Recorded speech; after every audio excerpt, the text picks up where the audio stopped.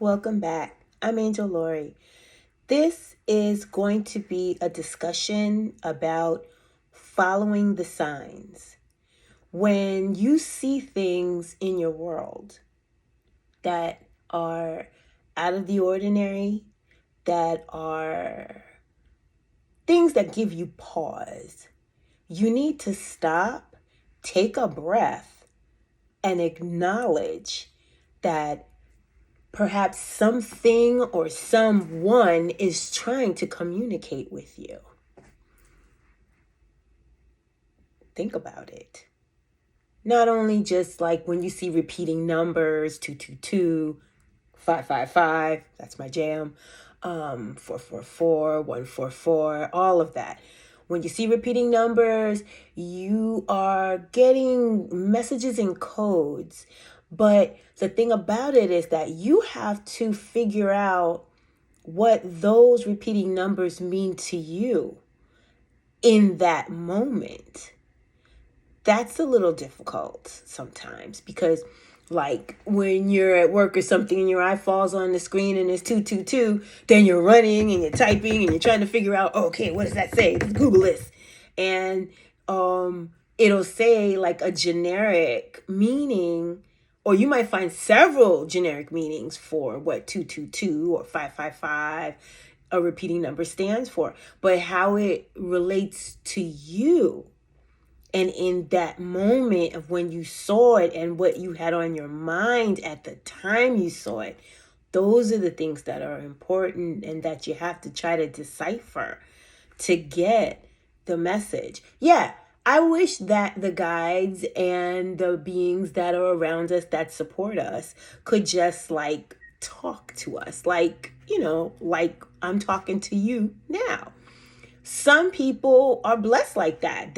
I guess, the way that they make it seem is that they get that instant communication in English in their head or in their third eye from their guides. I get information, but it's not that clear. I'm not hearing their voices in my head telling me, Lori, do this, Lori, do that. Lori, stay away from this. Lori, don't go back. No, I don't have a communication as clear as that. But what minds do is they like physically will move something or will put a song in my head or a song in the atmosphere and I pick up on it, and then you get that earworm and you're singing that song. Or I get a lot of communication in the sky. I get a lot of communication from my guys through the clouds. I'm a cloud reader. That's how I really do it.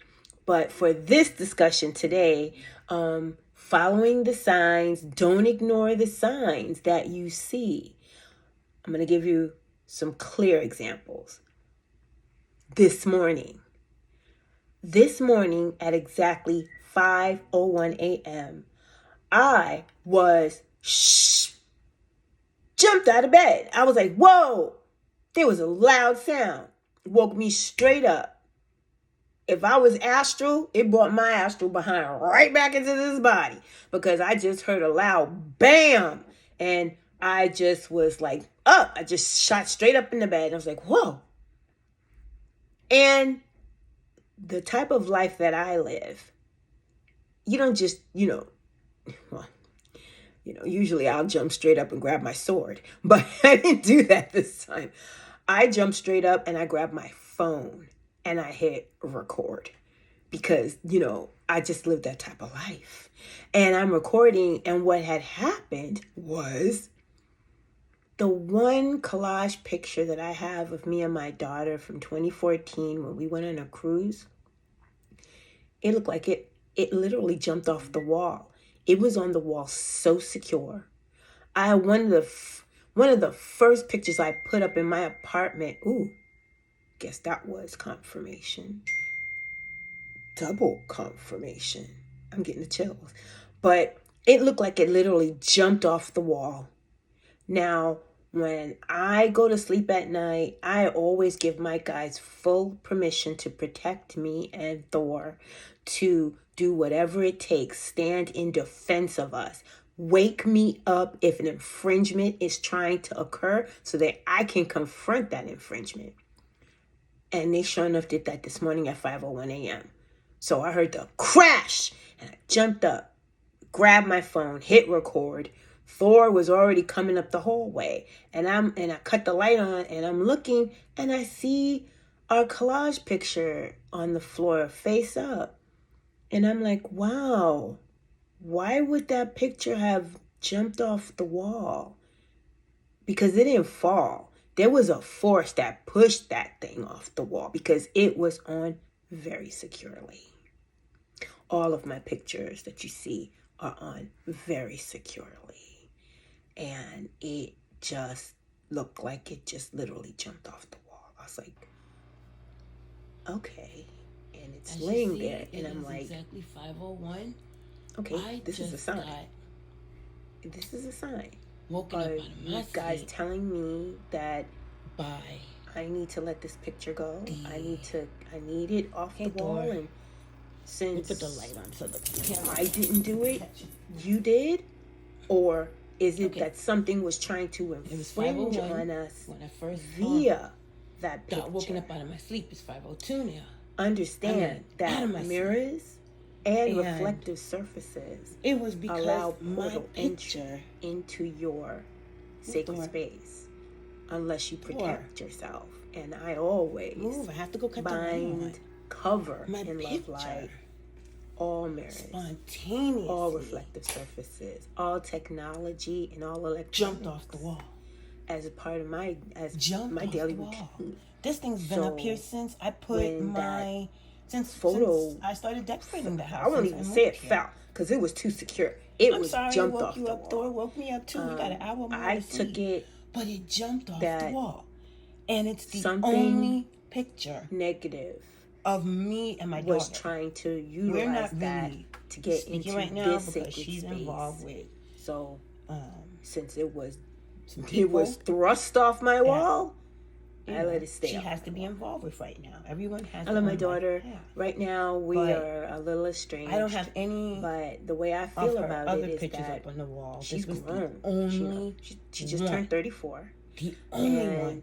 She's a grown woman, and I love her. And so that it jumped everything off the wall. That's my jumped off the wall. I mean, when I was in high school, I said to everyone, I don't want to have any children. Boom. I don't want any children. If I could have got my tubes tied in high school, I would have. In my life, things are so strange. But they would. I've learned just grab my phone and then or take a picture. When I was 20, turning 21, she came into the world. On the floor.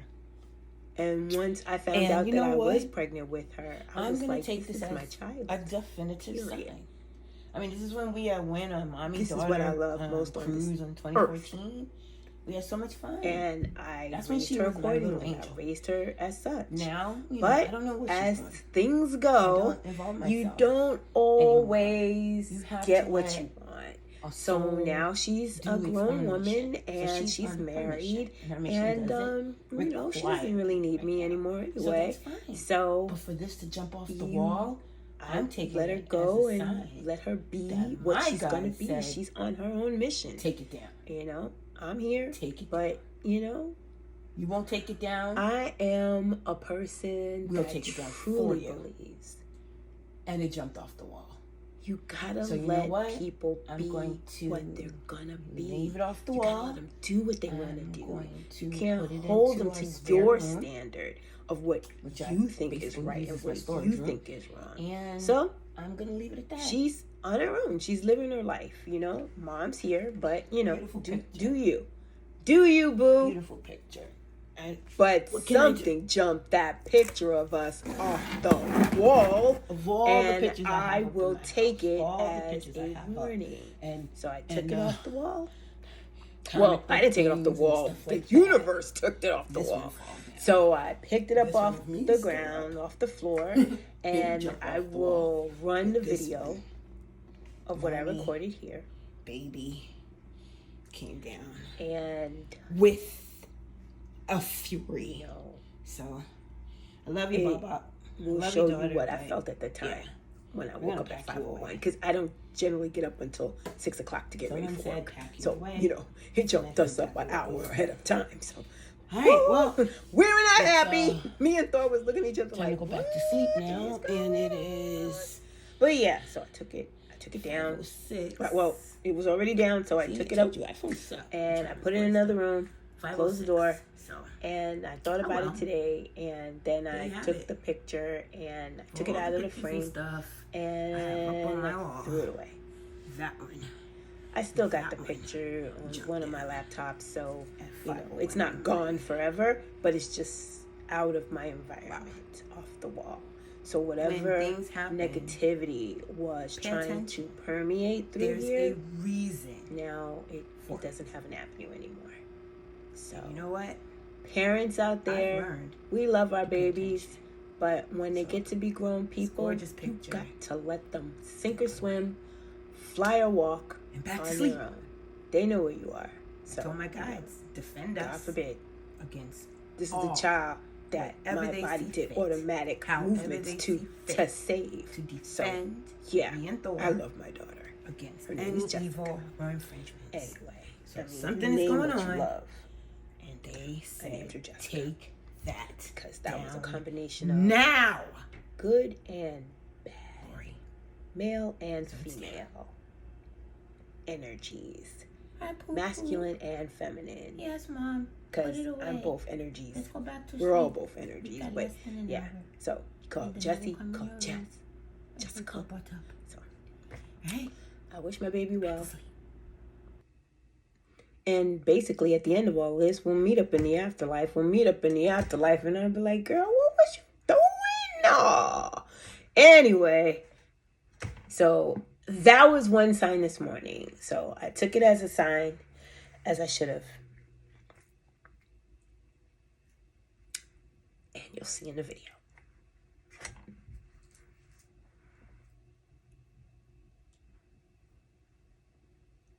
Now, I will discuss another sign, which was my very first apartment, which was haunted, that I didn't know. Beware when you are going to look. I learned my lesson from that apartment. My daughter, she was only about, she was about maybe a year, maybe a little less than a year old. I had left her dad and we got our own apartment.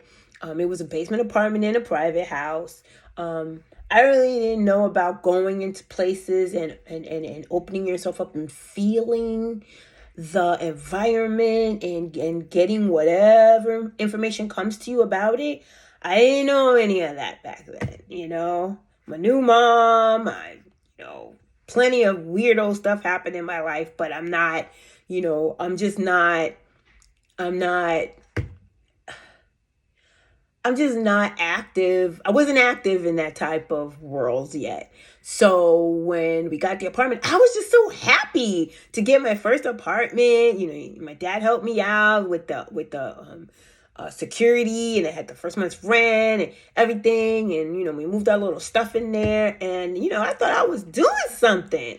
It's in the Bronx, same apartment that we lived in with the guy across the street when he attempted to when he was thinking about raping me, how, whomever talked through me saved me from that episode. And he, escorted me out and apologized profusely, and I never saw him again. And I live right across the street in the private house. But that private house, it was a basement apartment of the private house. So I never got any hinky-jinkies in that apartment. The incident happened one evening when I had my boyfriend over, because a girl always got a boyfriend. I had my boyfriend over. This one was 6'11". Ronald. Yeah. Tall drink of water. Told you, mama stays the wolf. But anyway, so he was asleep. Another confirmation? He was asleep in the bed. I had the TV on. My daughter was in her crib. And I climbed into bed to watch some TV. I wasn't even sleepy. And I got into bed, and the pillow was back here, so I scooted back, and I was getting ready to lay, I just laid down for a second to get myself into position to watch TV. The next thing I know, it was total sensory overload. There was a shaking. It sounded like maracas. It sounded like maracas coming through my house. The sound started, the apartment was kind of like a train style, one room behind the other. So this is the kitchen, the living room, then the bedroom behind it. So in a stack like that, like a train, like train cars. And I'm laying there, and then all of a sudden, this sound just takes over the whole apartment. Like my whole head was filled with this sound. And it was like, I was like, what the hell is that? And it came, I swear, like a train at me. It came through the apartment. It sounded like it came in like from the front of the apartment, like from the door through the kitchen, through the living room. There's and it, all of a sudden, the sound was so loud in my ears, and I'm like, what the hell? Then all of a sudden, I was pinned to my bed. This guy's over here fast asleep. I'm pinned to the bed. I'm pinned to the mattress. I'm flat pinned to the mattress. I'm like, what the hell? In my head, because I couldn't move any parts of my body. Not my legs, not my arms, nothing. I couldn't get up. It was total paralysis. Something was physically on top of me, holding me down, holding me. The first thing I thought of was my daughter in her crib. I was like, oh my God, what is this? Is this what my father calls hags? Is this a hag on me? A ghost or something? And I was like, what is it doing to my daughter? What is it doing to my daughter? All I thought about was my daughter, an innocent little baby in the crib. If she's being held down like this, is she able to breathe? Is she breathing? I couldn't focus on anything. And with this pressure on me, in my mind, I thought one single word, because I couldn't move my mouth. I felt like I couldn't even breathe. It was just crushing me, totally, head to toe, totally holding me.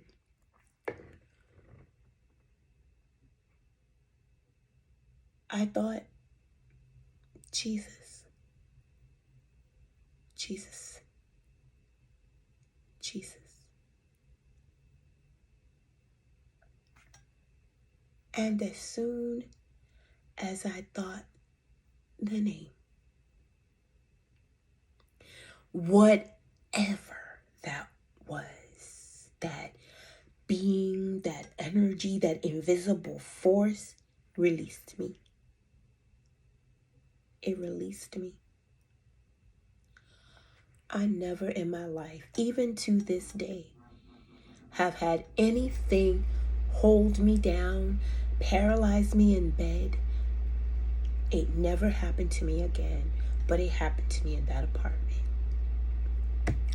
As soon as it released me, I jumped up. I ran to my daughter's crib. I scooped her up and I checked her over. And then I woke up so-and-so in the bed. I was like, get up! Do you understand? Something just happened to me. Something held me down. I couldn't even breathe. I couldn't get to my daughter. And he's like, what? Hey, he was probably dreaming. I said, I wasn't dreaming. I wasn't asleep. You were asleep. Useless. I was incensed. I got on the phone. I called my mom.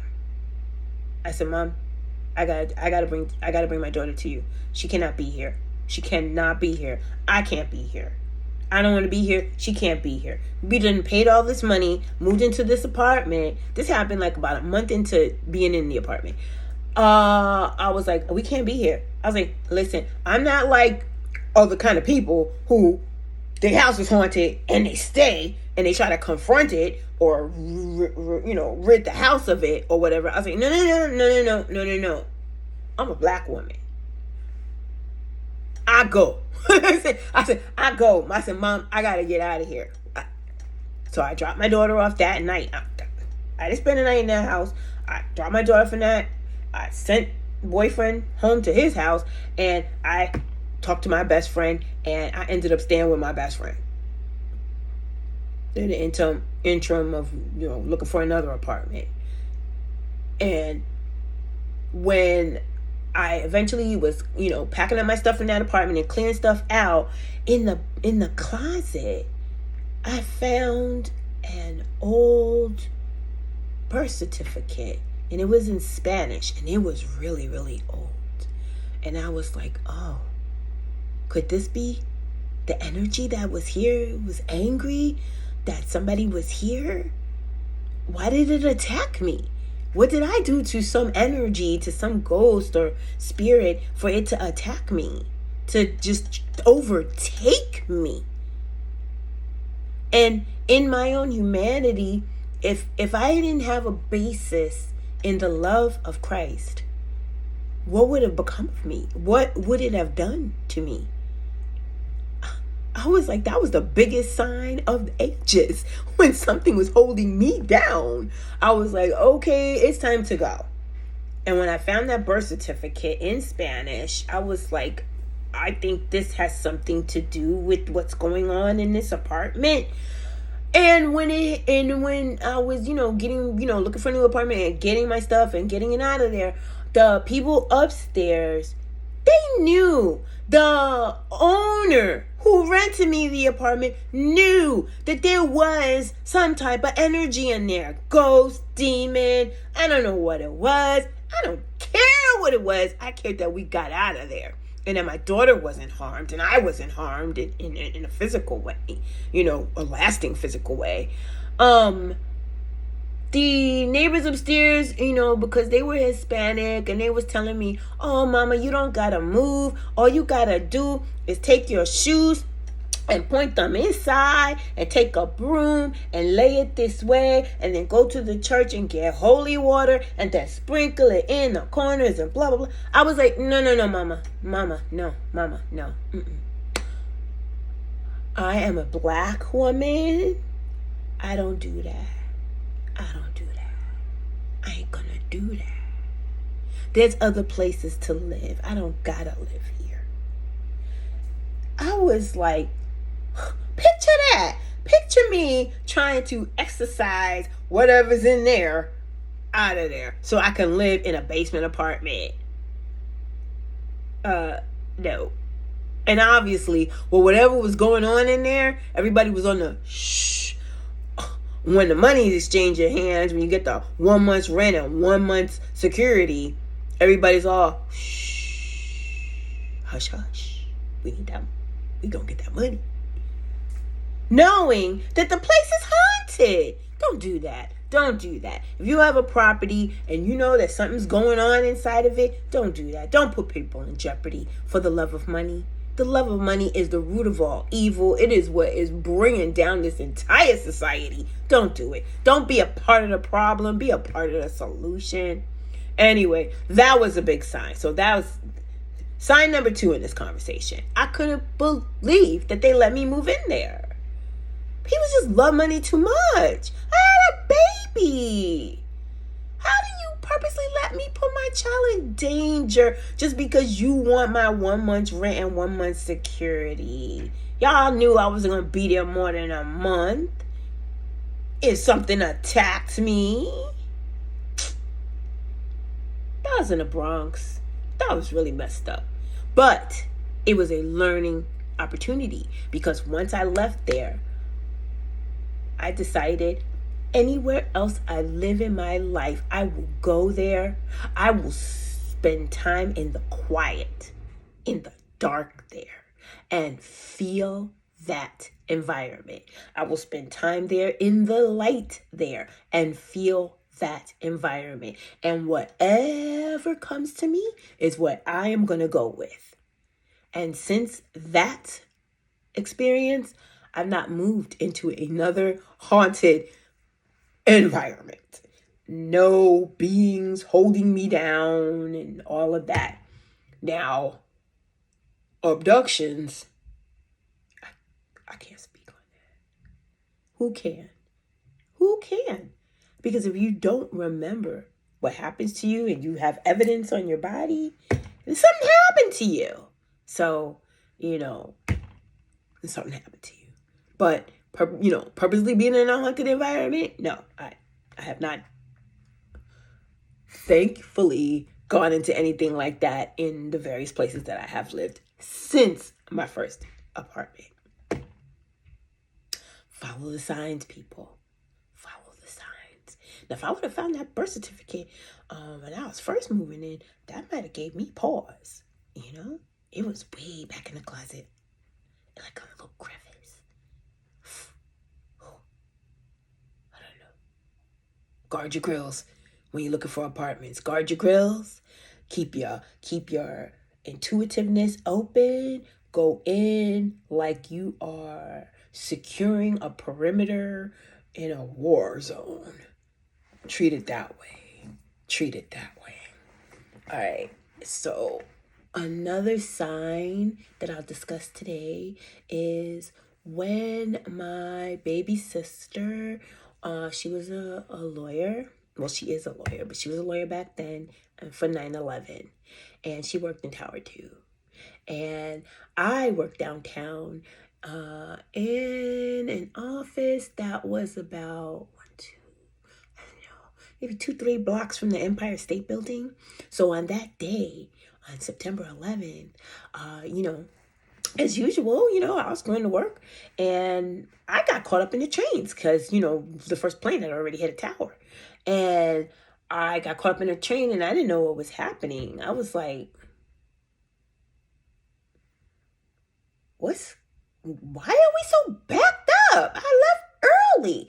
And we were on the train and all of a sudden it just slowed and then it just stopped.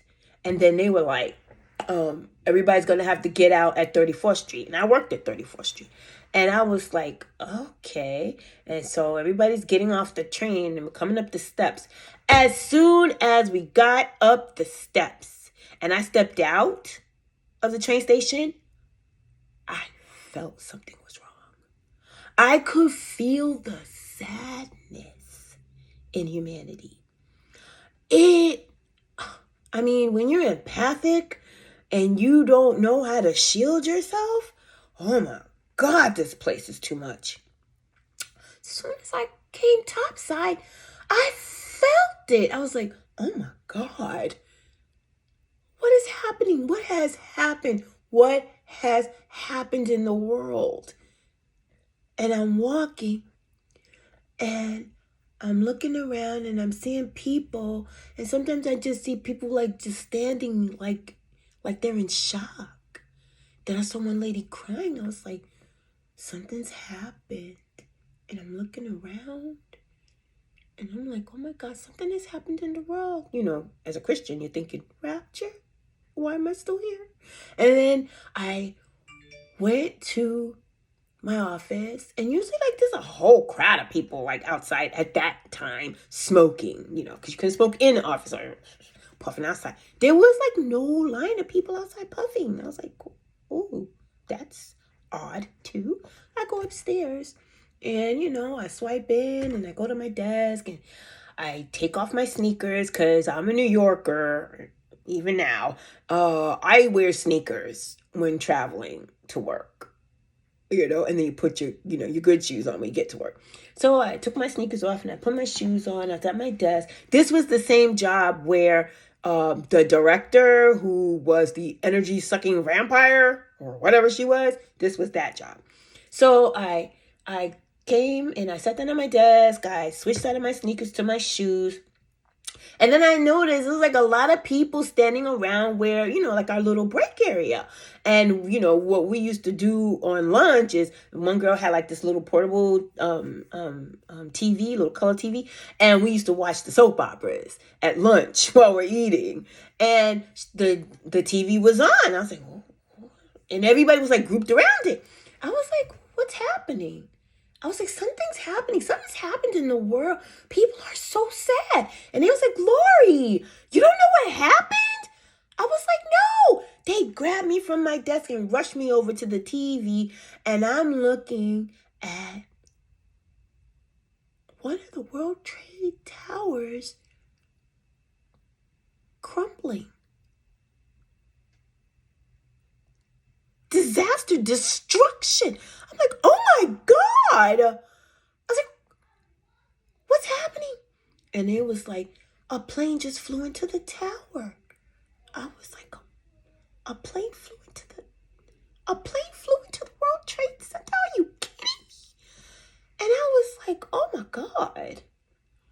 So the first thing I'm thinking is, let me call home. Let me call and check on my mom. And I called home, and she was like, Lori, because we lost my mom a year later. She was like, Lori. I said, what's wrong, Mom? She was like, you don't know. But Phoenicia, your baby, she's my baby sister. She goes, Phoenicia works at Tower 2. I was like, are you saying that Phoenicia is down there? My sister is down there? My sister's in one of the buildings? And she was like, yeah. I was like, oh my God.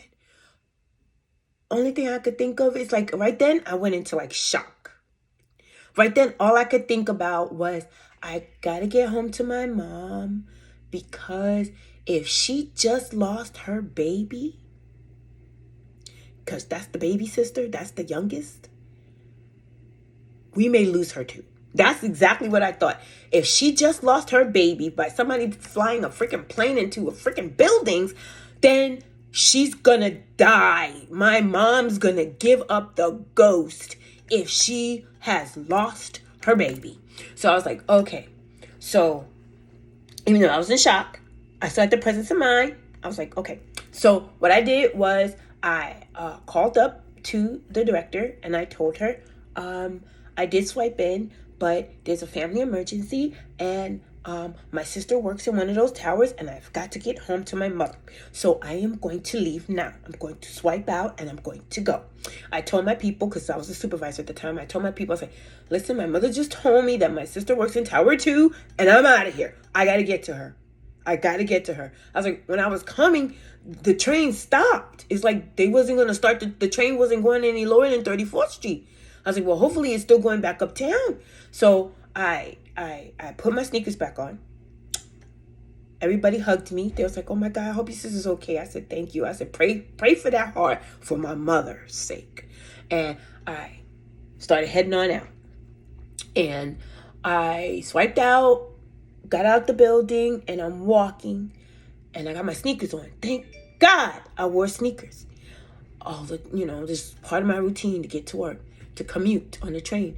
And I'm walking, and then I'm seeing a lot more people walking than usual, especially at this time of the day.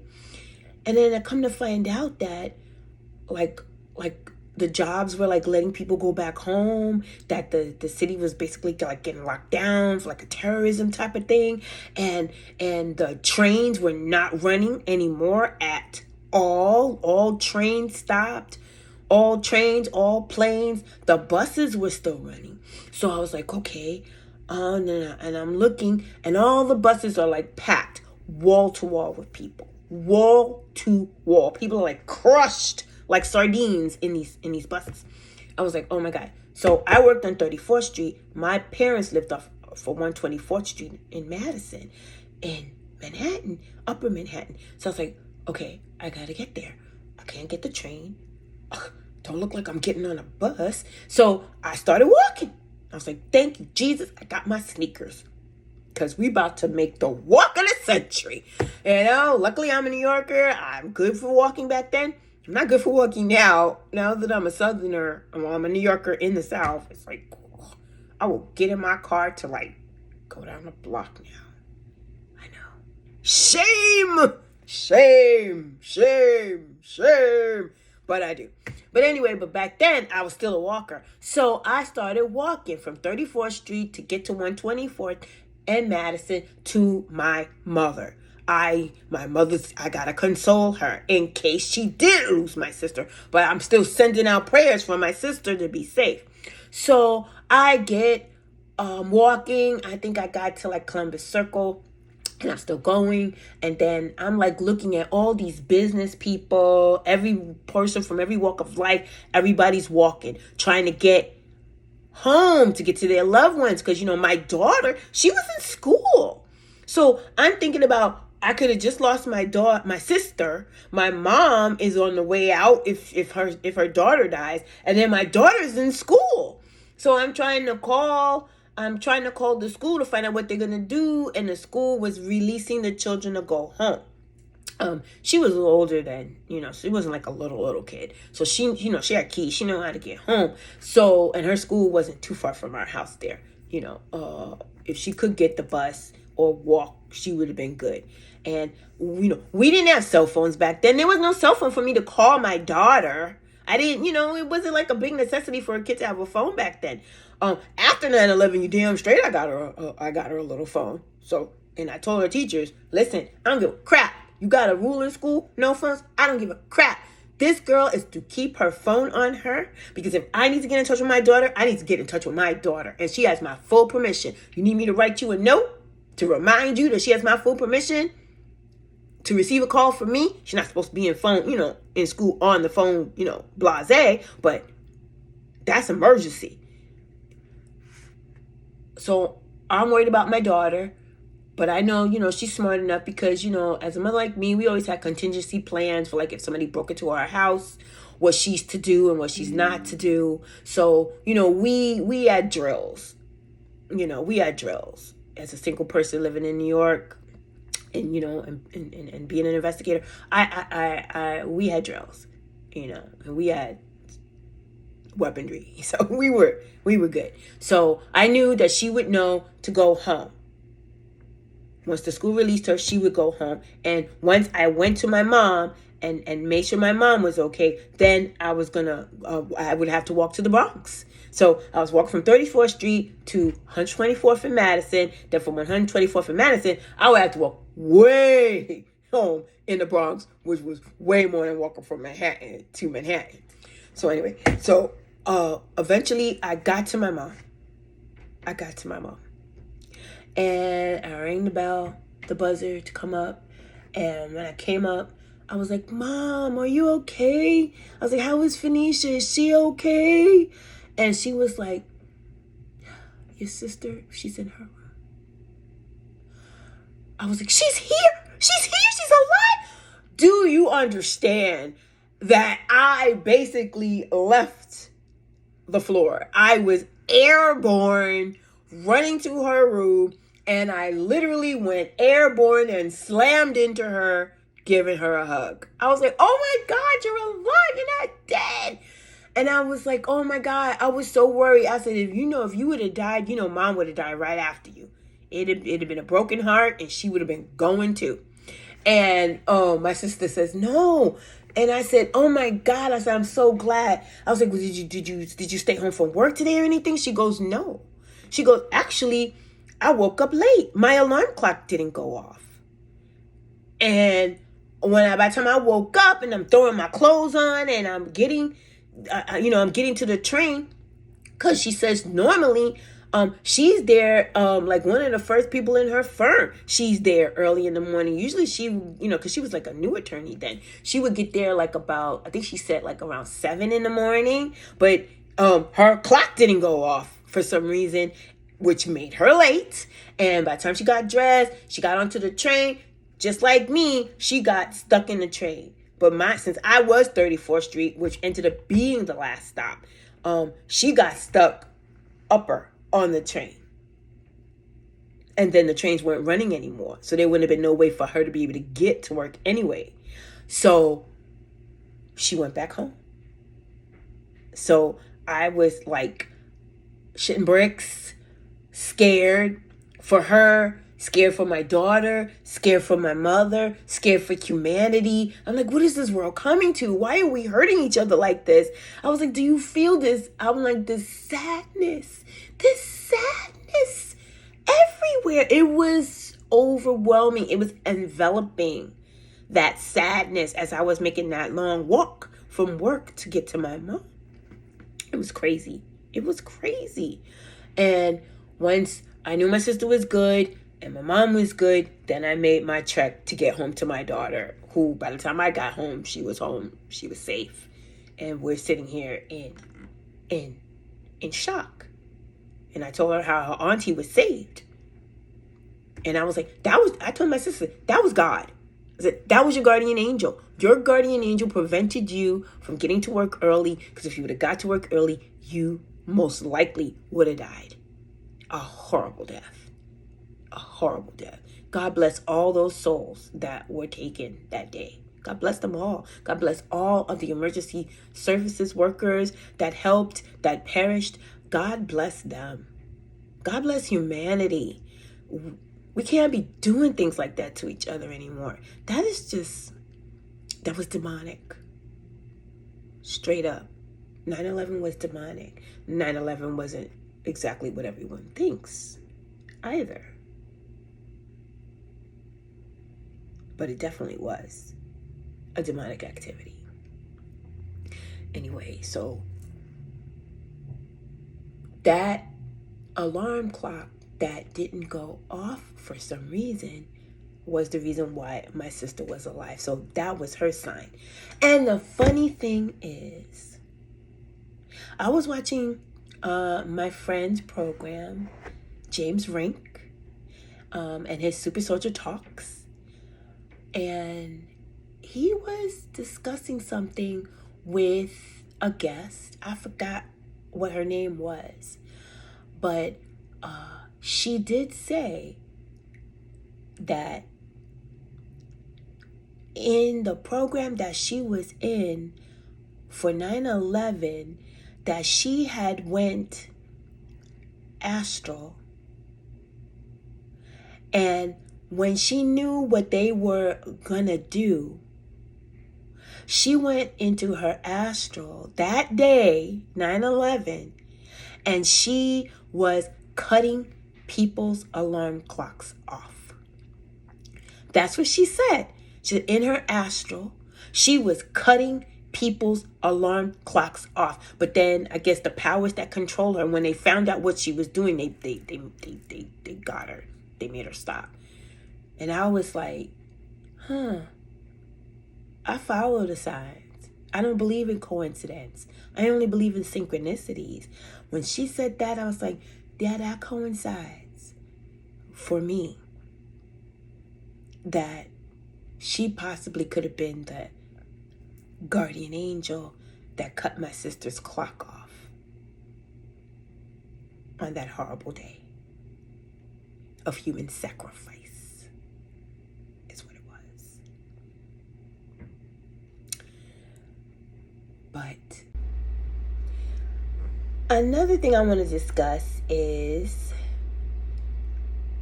signs that shock you. Like, why is this operating this way? Why is this happening? Just this past, what is it? I had taken off Monday and Tuesday. I think it was Tuesday. But I'm sitting on my bed and I'm watching TV, and the next thing I know, I look at my ceiling and there's a beautiful patterns of light. But it looks like light language to me. Like light language. And I'm looking at the ceiling and I'm like, what? I've never seen light flow into my apartment like that and create this beautiful geometric looking like light language, like written light language. So, I follow the signs and I started snapping pictures. So I'm doing, watching TV. I multitask. I watch TV, I read a book, I look at my phone, I do all kinds. And every time the image changes, I take a picture. And then I went to my group and I asked my star family, I was like, does this mean anything to anyone? Can anybody decipher what this is saying? This is like language to me. There's a message here. And everybody's like just shocked. And then I started getting rainbows on my ceiling. I'm like, why am I getting rainbows? There's nothing here to prismatic to cause rainbows. So I'm like, these are signs. So what I did was I snapped pictures. I'll put them here. You tell me what you feel, intuit from these images. They're just like art. I already decided I'm going to get them put on canvas. I'm going to get them put on canvas and I'm going to have them around my house because it means something. It was something that perhaps one of my guides or one of my angels decided that I needed to see. So there's some codes that are hitting me in a spiritual way that my conscious mind just can't grasp. But I'll put them up here. And I'm like, they're so beautiful. It's like calligraphy? I don't know. What do you think? What do you think? I mean, I think they're just so beautiful. And then when I went and I like enlarged them, I started seeing like faces and beings in the patterns. It was like, I don't know. But I did take it as a sign and I acknowledged it as a sign. Now, my task is to decipher what does this beauty mean. So I'm trying to decipher what this beauty means. So I don't know. Hit me up in the comments if you have some intuitions about it. There's a lot of talented and gifted people in my subscribers. So, show me what you got. Tell me what you got. Have you seen something like this on your wall or in your ceiling that's appearing? It's just pure sunlight doing this. I'm like, these are the same blinds on my ceiling, on my windows as usual. I've never seen this on my ceiling before. Light streams in. I've never seen this on my ceiling or wall before. What is this? It's a sign. Well, that's going to wrap up our conversation for today of signs. When you see them, you have to learn how to decipher them and accept them as signs and act accordingly. Well, thank you. This has been a lovely conversation. I hope to see you next time. This has been Angel Lori. God bless you all. Get out there. Be kind to each other. Be loving towards each other. Mind your potty mouth. Like I have to at times. I have a potty mouth. And be blessed. Thank you for watching. I'll see you next time.